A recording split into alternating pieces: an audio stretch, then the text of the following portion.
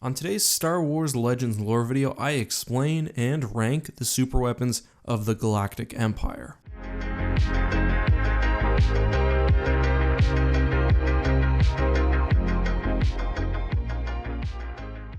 Hey guys, this is EckhartsLadder. Hello and welcome to another Star Wars Legends lore video. Today we are talking about the super weapons of the Galactic Empire and ranking them from very worst to very best. We'll be looking at all of the comics, movies, and video games of the expanded universe, so this will be a lot more than just the Death Star 1 and 2. Before we begin, I would just like to say that I've continued my Thrawn's Revenge series on my second channel, and today we'll also be starting a Republic Commando series. If you're interested in that, make sure to click the link in the upper right hand corner or check out the description. Let's start with the very worst of the Imperial super weapons, the Omega Frost. This weapon first appeared in the old Star Wars Marvel comics, specifically issue 31, and you guys know that I'm actually a big fan of this series. However, the Omega Frost was a little silly. It's basically two towers which freeze any object in between them. It works in space, within atmosphere. It is fairly devastating, but in my mind, pretty unwieldy. Along with unwieldiness, the weapon was also vulnerable. Luke destroys one, for example,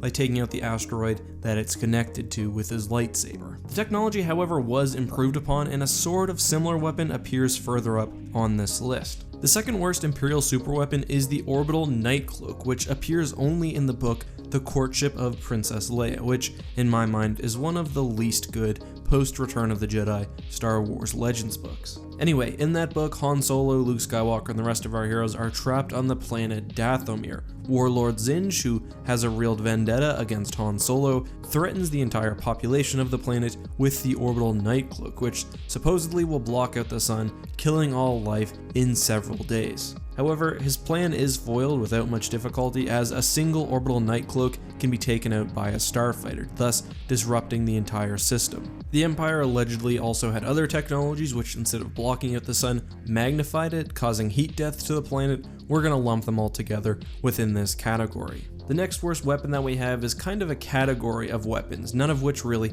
have any major screen time. I'm calling them various weather devices. I'm thinking about the Gravshook device, which can cause earthquakes, or the Ion Ring, which can affect a planet's weather. I think that these more or less do the same thing as the Orbital Night Cloak. They cause fear to a planet. It's a good way to keep them hostage without outright destroying it. As an actual super weapon, however, its usefulness is rather limited, especially when compared to some of the other entries on this list. Speaking of, the next best weapon is the Metal Crystal Phase Shifter. This is likely the smallest scale weapon on this list. I wasn't even sure whether I wanted to include it, but because it is featured in the Jedi Academy trilogy along with several other weapons on this list, I figured I might as well. The Metal Crystal Phase Shifter improves upon Omega Frost tech. However, instead of freezing things in its path, it just makes the matter crumble. It's extremely useful against capital ships, as the New Republic found out when they attacked the Maw installation, as it can bypass shields and directly affect parts of the ship, like the armor or the life support systems.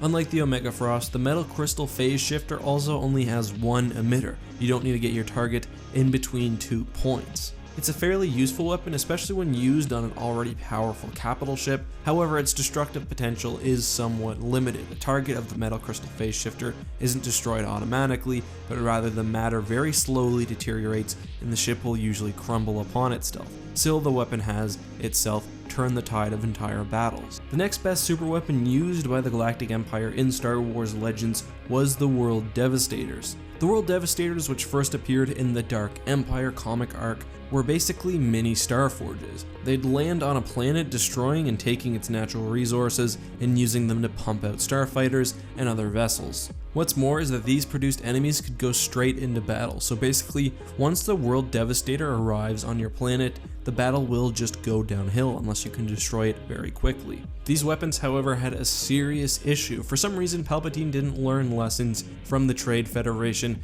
and all of the Devastators were powered by a central droid signal. This was eventually hijacked by R2-D2, and he sent the World Devastators upon each other, eventually causing most of them to be destroyed. Without this flaw, the Devastators would be higher on this list. They had incredible production facilities, and they were almost impossible to destroy, as Mon Calamari found out the difficult way. Next we have the Eye of Palpatine. This is one of my least favorite super weapons because I think it's kind of silly. It's basically a giant dreadnought built within an asteroid. Its main offensive weapon is a series of very powerful turbo lasers which can rain down destruction on a planet, not unlike an ordinary super star destroyer. The thing is incredibly massive and it is durable, but it's just a little bit silly, and without any sort of real super laser, I don't think it can be farther up on this list. Next we have another category of weapons very similar to the previous one. I'm talking about giant ships with miniature super lasers attached. Primarily we have the Eclipse and Sovereign class dreadnoughts along with the Conqueror class Star Destroyer. The weapons on these ships aren't as powerful as a full-size Death Star, but they're still easily capable of taking out any enemy capital ship and can do serious damage to a planet,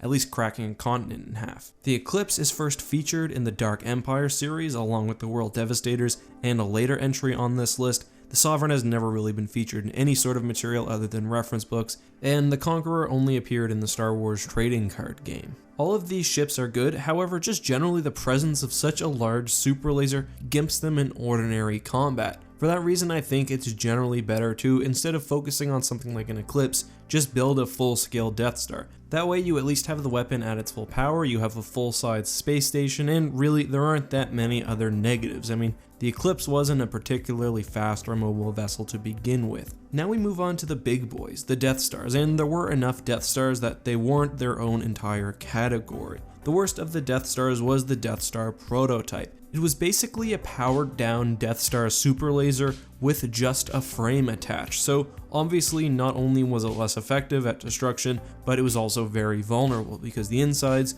of the weapon were not protected. Next we have the Death Star 2. Had this weapon been fully constructed, it would have been an absolute force within the galaxy. A more powerful and more effective super laser along with no defensive liabilities like the Death Star 1 had would have been nearly unbeatable and would have perhaps been enough for the Empire to squash the Rebel Alliance. Then we have the Death Star 1. Although obviously there was a serious flaw with the exposed reactor port, the Death Star 1 was still an incredible destructive weapon and immune from traditional assault. I also include the Tarkin in this list. This is basically an invention of Star Wars writers who couldn't technically make a second Death Star. It's basically a smaller space station built around the Death Star's super laser. Really, in some ways, I think this is actually more effective than the Death Star 1. It was very mobile, it was very well protected, and the only way the Rebel Alliance managed to destroy it is because our heroes sneaked in and destroyed it from the inside. All in all, the Tarkin really was an incredible, albeit unoriginal weapon. We're very closely approaching the top of this list. The second best of the Imperial super weapons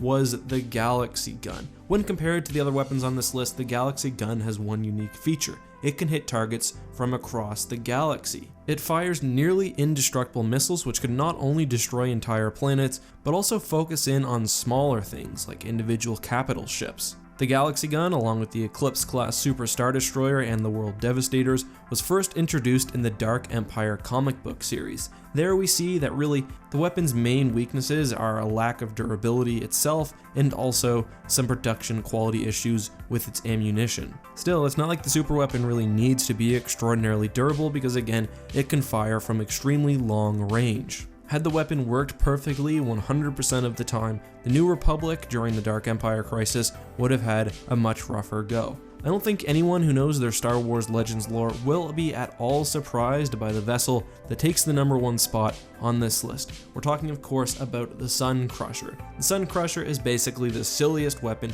ever introduced into the Star Wars Legends expanded universe. It fires resonance torpedoes which are capable of wiping out an entire star system. It's extremely fast, only about the size of a starfighter, and it has quantum armor which makes it totally impervious to damage. The ship has been hit multiple times by the main weapons on Star Destroyers and TIE Fighters. It spends some time within the extremely high pressure environment of the Yavin gas giant, and it even survived a shot from the prototype Death Star laser. And this is a weapon powerful enough to do serious damage to a planet. The only way the New Republic managed to get rid of the Suncrusher was by throwing it into a black hole. All other methods failed, and the weapon was far too powerful to be let loose in the galaxy. It was capable of not only wiping out an extreme amount of life, but also shifting galactic politics on its own. Those are, I think, the best and worst super weapons used by the Empire in the Star Wars Legends expanded universe. This, however, has just been my opinion. Let me know what you think down in the comments section. I also want to apologize. I am a little sick today, so my voice isn't normal, don't really have the same level of enthusiasm, but I hope you guys enjoyed the video nonetheless. As I said, if you want more EckhartsLadder content, make sure to check out my second channel where I've been just going crazy uploading old Star Wars gameplay videos. Anyways, as always guys, thank you so much for watching. Until next time, may the Force be with you.